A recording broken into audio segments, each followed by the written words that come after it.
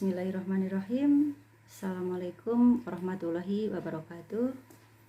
Baiklah, pada kesempatan hari ini, siang hari ini, saya akan menyampaikan tentang prinsip dan etika bisnis dalam Islam beserta landasannya. Di mana kita sudah tahu bahwa bisnis itu sendiri merupakan bagian dari kegiatan ekonomi dan mempunyai peranan yang sangat vital dalam rangka memenuhi kebutuhan manusia. Dalam pembelajaran ini tentang prinsip dan etika bisnis dalam Islam, maka terdapat konsep, dasar, prinsip, dan etika dalam Islam yang kita harus tahu. Yang sebelumnya kita sudah membahas tentang apa itu etika, apa itu moral, apa itu tentang berbagai hal yang terkait dengan kehidupan. Maka sekarang kita akan membahas tentang etika bisnis dalam Islam secara mendalam. Baiklah, konsep, dasar, prinsip, dan etika dalam berbisnis sesuai dengan syariat Islam merupakan seperangkat nilai tentang baik, buruk, halal, haram, benar, salah dalam usaha atau dalam dunia bisnis berdasarkan prinsip-prinsip moralitas yang sesuai dengan ajaran Islam atau sesuai dengan syariah. Kenyataan yang kita hadapi di masyarakat sekarang adalah perilaku bisnis yang menyimpang dari ajaran agama karena merosotnya nilai etika dalam berbisnis. Bagi mereka, kalangan bisnis ini adalah kegiatan manusia yang bertujuan mencari semata laba. Padahal dalam dunia Islam kita diajarkan keikut hadiran Allah dalam kita berbisnis. Campur tangan Allah dalam berbisnis.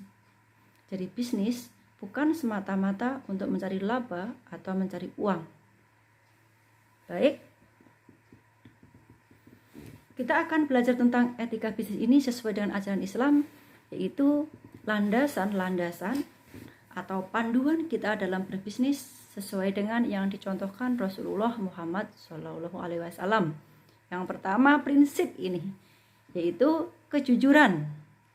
Karena kejujuran ini merupakan syarat yang paling mendasar dalam berbisnis.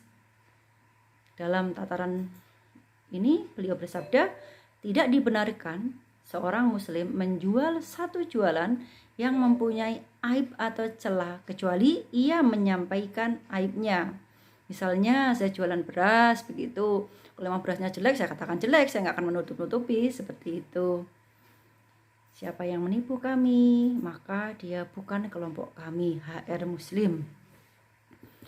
Yang kedua, panduan yang kedua adalah bisnis yang kita kerjakan adalah bisnis yang dapat menolong, memberikan manfaat kepada orang lain.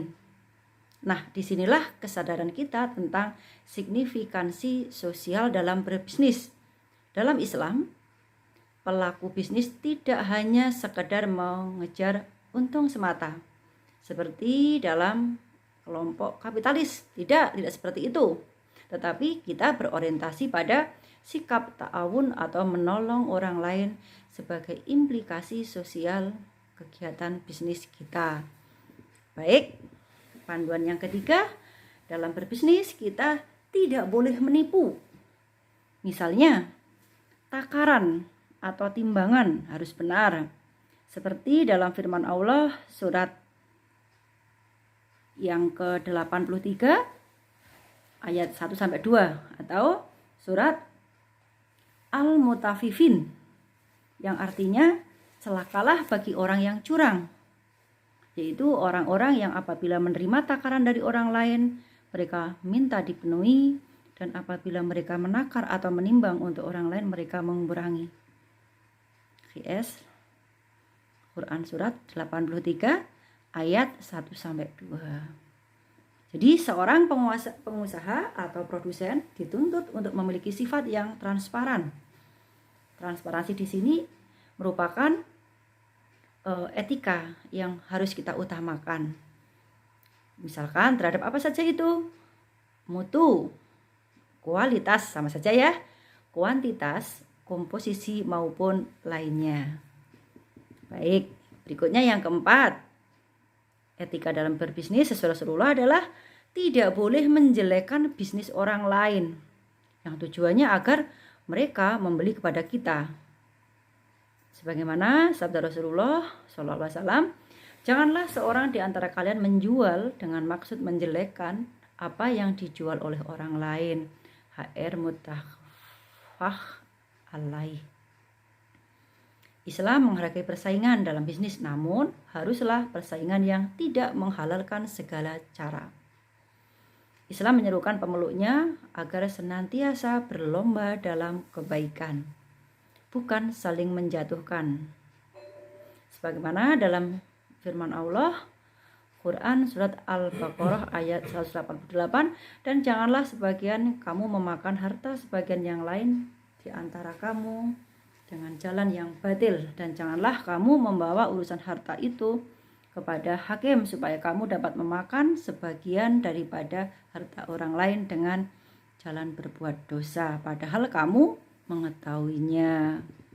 Panduan yang kelima dalam berbisnis yaitu tidak menimbun barang yang bertujuan untuk menjadi harga barang tadi naik dan memperoleh keuntungan yang besar.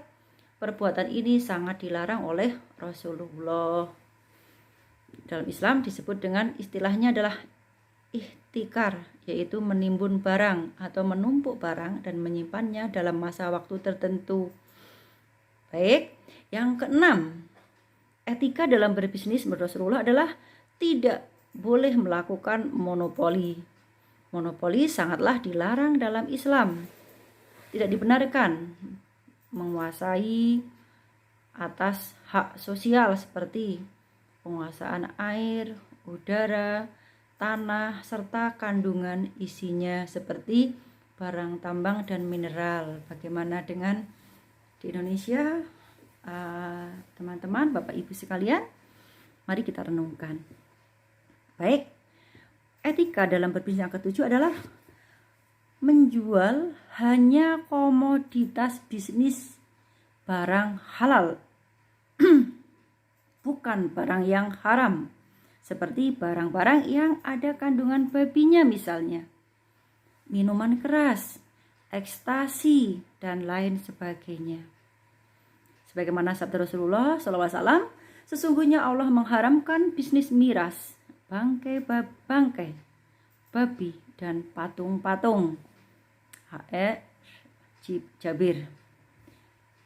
Nah, teman-teman semuanya, dalam konteks kekinian, seringkali umat Islam sering terjebak dalam minuman keras dan produk yang ada kandungan babinya.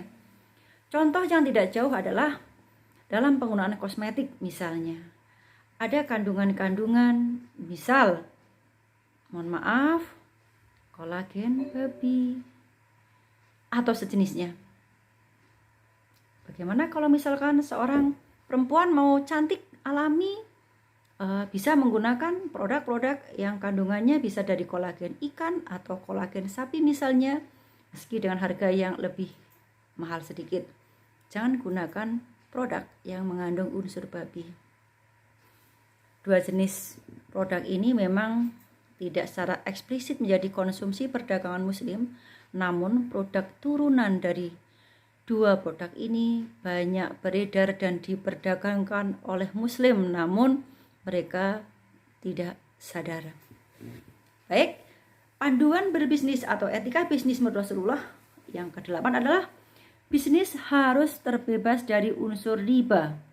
Sebagaimana firman Allah, Quran surat Al-Baqarah ayat 278 yang artinya, hai orang-orang yang beriman, tinggalkanlah sisa-sisa riba jika kamu beriman.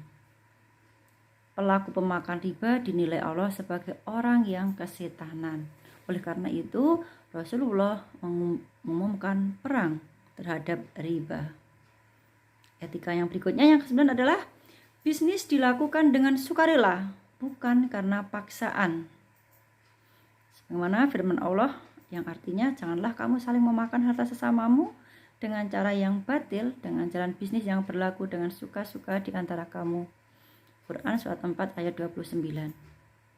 Yang ke-10, ini wajib kita tahu dan kita laksanakan, yaitu membayar upah sebelum keringat karyawan kita kering.